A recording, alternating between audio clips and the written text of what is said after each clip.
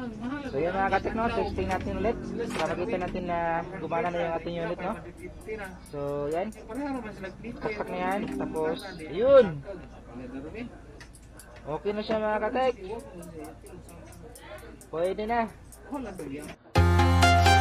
Ayan, magandang araw ulit sa inyo lahat mga katek, no? Welcome back again to our channel. So meron naman tayong bagong video mga katek. Bali ito hindi naman yung ating part 2 ng ating previous video, no, kasi hindi ko pa nagawa kasi ang rami ring mga backlog tayo, no, na kailangan gawin.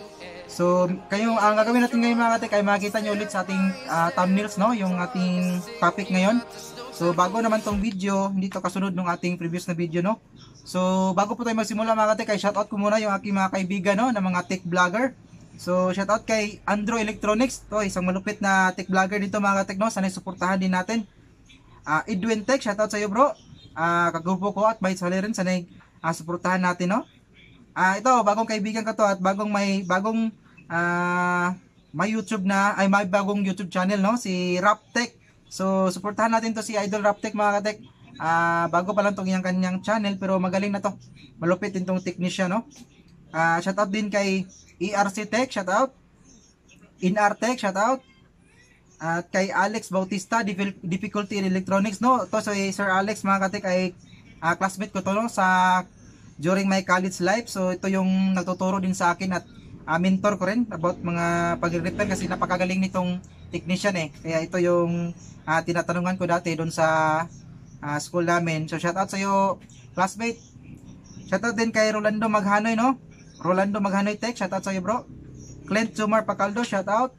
Doc TV, bagong kaibigan ko, no, at my channel, sana'y suportahan din natin.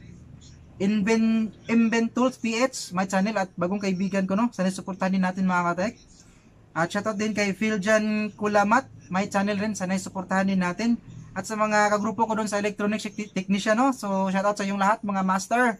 So sa mga gusto pong pa-shoutout mga katek, ay pray po kayo mag-comment sa ating comment section na pa-shoutout kayo sa susunod na video, no. So simulan natin to mga katek.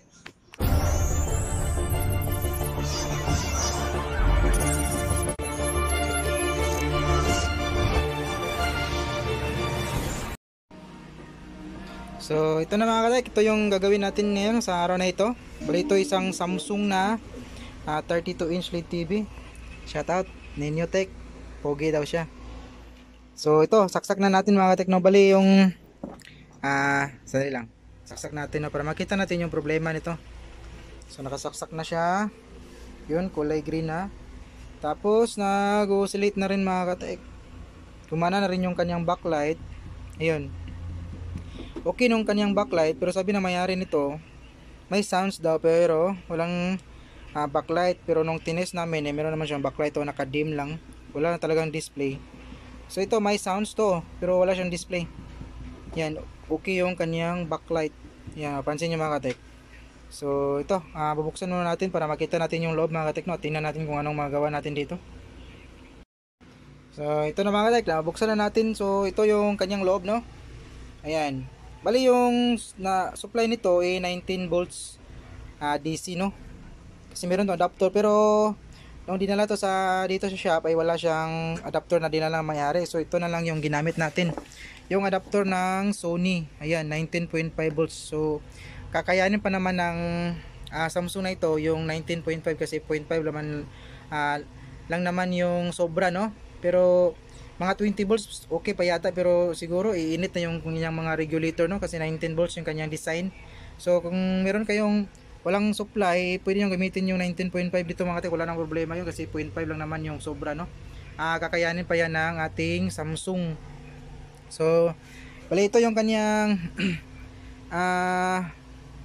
top board mga katek. So magti-check tayo nito ngayon. Tatanggalin muna natin to para makita natin yung mga test point nito. So set up muna natin yung ating tester. Ito na. So tapos body ground natin yung negative. Ayan. So saksak muna natin, no. Saksak natin. Yan. So yun, gumana na rin yung kanyang backlight. Ano mapapansin nyo mga katek, oh. Ayan. So check natin, first step natin gagawin ito mga katek, mag-check tayo ng voltahe. O natin itong Ayan, para makita yung mga test point. So ito, yung supply natin ito, titestingin natin kung meron bang supply na magsusupply dito sa ating top board. So ito yung kanyang fuse. So dito tayo. So meron siyang, ayun, 13.3. So pasok. Dito nga. So ito yung supply, no? Yan, 13 volts. So itong 13 volts na yan ay papasok yung HBE naman, yung ating titingnan kung meron bang HBE na magsusupply dito sa ating DC-DC, no? So ito. Kasi yan, na-trace ko na yan, yung 12 volts ay papunta yan dito. Ito yung kanyang HBE. Ayun. Ayun, 13.3. Tapos pupasok yan sa pin number 2 ng ating DC-DC IC, no? So goods yung ating HBN, pero check natin yung kanyang B-on or BGH. So check natin ngayon yan. Nakatutok tayo sa BGH. So yan, 0 volts siya mga katek. Tapos dito naman tayo sa kanyang BGL. So yung BGL niya banda ay or BOF, B-off. So kung titingnan natin, meron naman itong mga mga level dito mga katek, na indicator. So 1, 2, 3, 4, 5. Nasa bandang baba yung kanyang BOF. So 1, 2, 3, 4, 5. So ito yung kanyang BOF. Yan, 0.4. Wala yan mga katek. So ito, check natin itong kanyang ABDD. ABDD, nakatutok tayo sa ABDD. Ayan, ABDD 0 volts.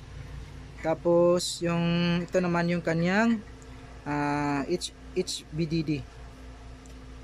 HBDD, ayun. So ayan. Ayun, 0 volts pa rin. Tapos ano pa bang check natin dito? So check natin yung 3.3 at saka 1.8 na supply mga katek, no? So ito yung kanyang 1.8. Ay, ito ba to? Ay, hindi pala. Ito yung kanyang HBDD. So ito yung kanyang 1.8, no, na supply. Ayan, 1.8, nakatutok tayo. So yun, meron siyang 1.8. Tapos yung kanyang 3.3. Yan, yung kanyang 3.3. So yun, pasok, meron siyang 3.3. So ang present na voltahe dito mga katek ay yung HBN, yung BN, tapos yung HBN na magsusupply dito sa ating DC-DC, tapos yung 1.8 na supply, tapos yung 3.3. Pero absent yung VOF at saka yung BO natin at ABDD at saka HBDD, no? So meron naman tayong na-experience na ganitong problema, pero Pinsonic yun mga katek, hindi yun Samsung. Pero kung papansinin nyo, SIM lang sila ng, ayan, parang SIM sila ng gamit na top board, no? Ayan, kung mapansin nyo. Kasi yung sa Pinsonic may nakalagay din indicator dito at SIM rin yung placement. Ayan, mapansin nyo mga katek ko, yung placement nya. So ito, siguro marami naman nakakaalam dito, no? At cutting method. So may try tayong mag-cut ng mga gates dito, no? Kasi sa mga Pinsonic, yung susundan natin yung mga gate signal, yung mga may problema. So ito, hindi naman tayo mahirapan kasi meron mo siyang nakalabel mga katek ko. So yun, yung taas ay ESG monitor, tapos sinusundan ng ano tawag yun, CKB2. So kung papansinin natin yan, kung bibilangin natin yan, 1, 2, 3, 4, 5. So dito sa bandang itaas niya, yung mga pin na yan na may kulay gold na dot bilog-bilog na yan, yun yung kanyang mga pin test point. So 1, 2, 3, 4, 5. So dito naman sa baba, yan, kung papansin nyo, feedback left, yan, BCS1, CKB1, CKBB1, BOP at saka BSS. So ito naman itong bandang ibaba. So 1, 2, 3, 4, 5, 6. So ito yung susubukan natin yung mga katek. Maganda sana kung source ng galing mismo ng ating DC-DC, no, yung i-cut natin. So ito yaman yung kanyang out ng ating mga gate signal, no, na nanggaling sa DC-DC IC natin. Dito ko saan banda mag-cut, pero sa tingin ko mahirapan ako pag dugtong kung magkamali tayo ng pag-cut mga katek, no. Ayan, sobrang liit at sobrang ikli ng yung kanya mga connection, baka hindi na natin maidugtong kung sakali. So ito, dito na lang tayo magka-cut mga katek. So ito yung susubukan natin, mag-trial and error cutting dito mga katek, no. Kasi mahirap talaga kung dito tayo mag-umpisa. So dito na lang. So yung gagawin natin ngayon, ikakat natin muna yung CKB1, no? So bali yung CKB1 nito, ayan, nasa pangatlong pin siya, nasa bandang baba. So 1, 2, 3. So ito yung kanyang CKB1. So post muna tayo saglit mga katek at try ko ikakat yan, no? So yan, balik tayo mga katek, no? So ang gagawin natin mga katek, balik kinat ko na yan yung yung first cut natin mga katek, yung signal na papunta dito sa ating kaliwa. Kasi papansinin nyo yan, yung dalawa yung kanyang dot, ito yung nasa bandang itaas, yan, ito yung kanyang dot na konektado sa CKB1 ng kaliwang BAP natin, no? Sa kaliwang panel. So yan, papansinin nyo yan. So kinat ko na yan mga katek, pero uulitin natin para makita naman kung saan tayo banda nag-cut, no? Ayan. So ito, kakat natin yan. Pahirapan to mga katek, yan. Kakat natin to. Ulitin natin yan para masiguro. Yan. So nakat natin yung CKB1 na papunta dito sa kaliwa. So ngayon check natin to mga katek kung magkakaroon ba siya ng pagbabago, no, yung kanyang display. So ito, saksak natin. Yan. Saksak natin dyan. Tingnan natin. Naka-oscillate na ba? So yun, gumana na yung kanyang backlight. Yun. So tingnan natin, no, kung at pagbabago ba yung ating. Ayun! Ayun, no. Yun mga katek, nagkaroon siya ng display. Pero kung mapansin natin yung kanyang fine lines, no, medyo lumaki yung kanyang ano ba yun? Yung kanya mga linearity. Pero may nakita tayong display, yun, no. May nakita tayong display kaso may kasamang or may kahalong vertical bars, no. Ano ba yan? Ano ba tong camera to? Nagluloko na yung camera natin mga katek. So may nakita na tayong display. So ang gagawin naman natin, next step natin ito mga katek ay ano ba yung next step natin ninyo tek? Kaya meron tong basher nakaabang. So ito may sureball na to mga katek na nagkakaroon na ng supply, no, yung ating VON at saka atong BON at saka yung ating ano ba tawag doon? Yung ating EBDD tapos yung VOP. So para makita nyo mga katek, check natin para masiguro, no. Yan. Check na yun ang voltahe. So i-check natin tong ating BON. So ito siya, ito yung ating BON. So yun, lumabas na yung kanyang, ang laki naman, 33 volts. Siguro error yung ating tester ito mga katek, kasi yung 12 volts na tinis natin kanina dapat sana ay naging 30, no. So yun, 32 lang ata siguro to. Error na yung ating digital tester. So meron na siyang BON, tapos saan banda yung aning 1, 2, 3, 4, 5. So nasa pin number 5 yung ating BOF, no. 2, 3, 4, 5. So ito. So yan, ito yung kanyang BOF pin test point. So yun, meron na siyang negative 10 volts. So yun, good. Tapos yung wala kanina, pati yung ating ano ba yun? Ito yung ating EBDD. So check yun, check natin yung ating EBDD, no. EBDD meron siyang 14 volts. So yun, pasok. Tapos yung ito naman yung ating HEBDD pala. Kalamali tayo, HEBDD. Yung kanyang HEBDD, ano ba yan, naging 13 volts.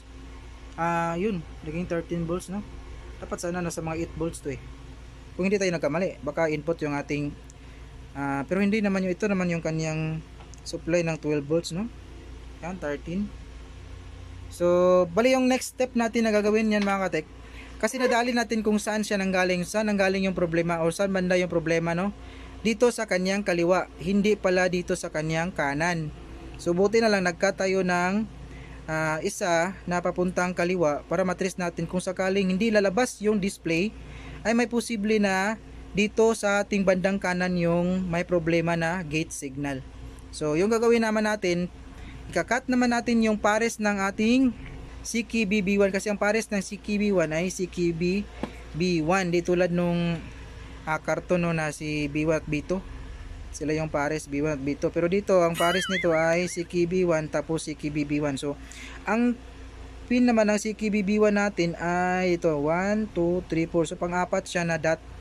So tingnan natin, 1, 2, 3, 4. So ito yung palatandaan mga katek na si Kibi B1 to, kasi dalawa yung kanyang connection, no, na papuntang top cup natin, papuntang panel. So ika-cut natin yan. Tapos cut nga natin yan. Subukan natin cut yan mga katek, no. So yun, ito na, nakuha na natin yung ating matulis na cutter.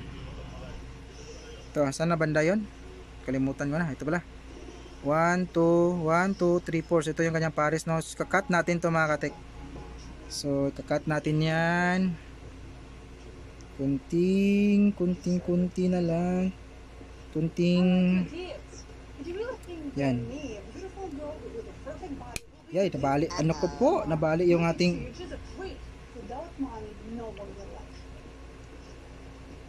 We just have to wait until I get a new position. New position? Which one? Head janitor or plunger of ano ba yung nabali dito? Huh? It's ridiculous. You just... So yun, nakat na natin yung, sana hindi nadali yung ating ito isa. So nakat natin yung Siki BB1 ito mga katek. So ito, test natin. Ano ba naman yan? So saksak natin. Yan, saksak natin, no. Tingnan natin kung gumana yung backlight. So yun, gumana yung backlight. Check na natin.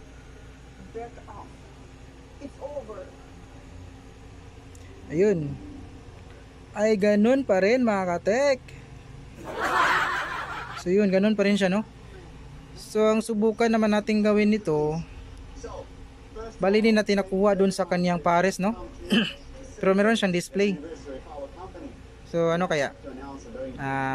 Pause muna natin mga katek, no. I-check ko muna ng resistance yan, kung talaga bang naputol natin yung Siki BB1 kasi nagkaroon ng problema or error yung ating ano ba to? Yung ating cutter. So pause muna tayo saglit mga katek.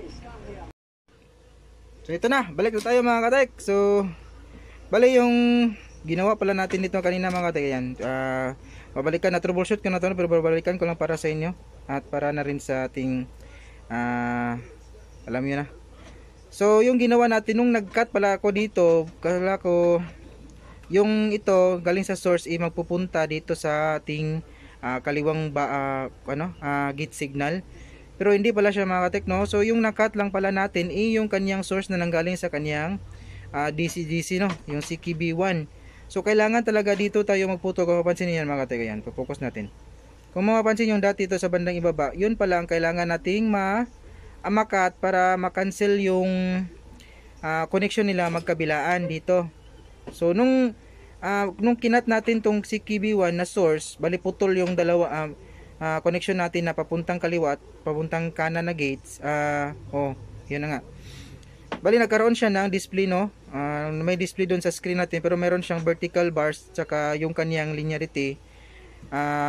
Iba rin, malaki yung kanyang linearity. So yung ano ba to? So nung kinat ko pala to, yung papuntang dito sa bandang kanan, tapos kinonek ko yung ito, yung source mismo, siyempre nagka connection na yung kabila natin, yung ating kaliwa. So nung kinat ko tong dito banda sa bandang kanan, bumalik, wala siyang display, no. Dim lang siya ulit. Hindi makalabas yung display ng ating panel. So na-trace natin na nandito pala sa kaliwa yung problema, hindi pala dito sa kanan. Ano ba naman yan? Hirap talagang mag-analyze. So kinakalawang na yung ating utak mga katika sa dami ng problema.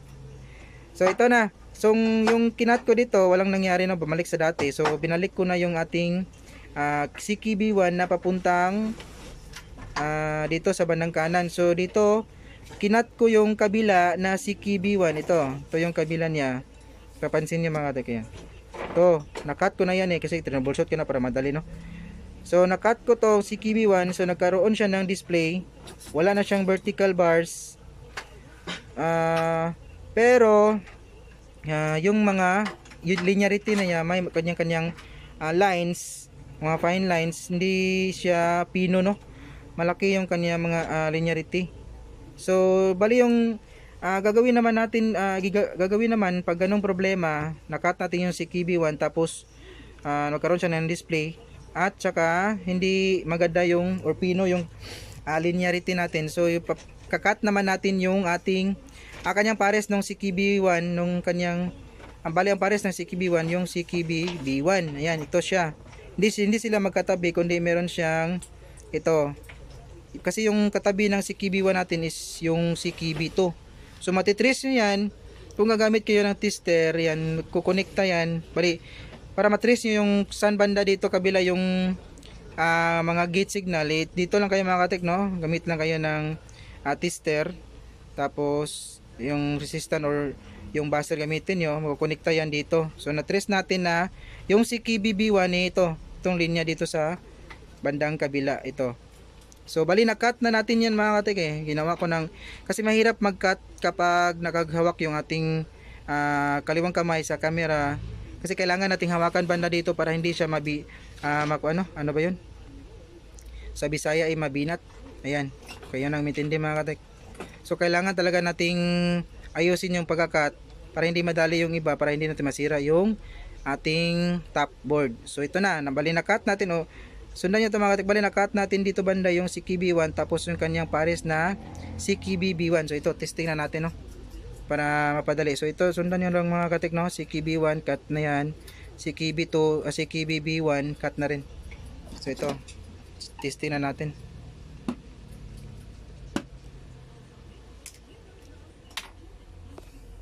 Welcome back pala, Boss Mining. Yung boss naman pinakapogi. Thank you. So ito na, nakasaksak na siya mga katek, no? Yan. Yun, kumana na yung backlight. So tingnan natin dito sa screen. Ayun! Yung buzzer natin sa Ninjotech. So ito mga katek, kung mapansin natin yan, good na yung ating panel. Yung kanyang display, no? Bali yung kanina, kung nakita naman nung na-test natin, may fine lines siya. Hindi clear yung kanyang linearity. So ito, pino na siya. So good na yung ating display ng panel. So gusto ko sanang lagyan to ng USB pero hindi nila ni Ninjotech, sa kanya daw yun. So at least nakita nyo naman kanina nung test natin mga katek, no? Walang display. So ito, naka-display na siya. Pero matagalan natin pag lalagyan pa natin ng signal. So ito yun, pakita na natin yan. So yung panel natin good na siya. Smart TV. Good as in okay. Ayun. So ito na, wag na natin pabain yung ating video na to mga katek, no? Kasi meron pa tayong gagawin na ibang unit. So hanggang dito na lang mga katek, at maraming salamat sa inyong lahat. To God be the glory. This is your service, Ryan Positech. Peace out.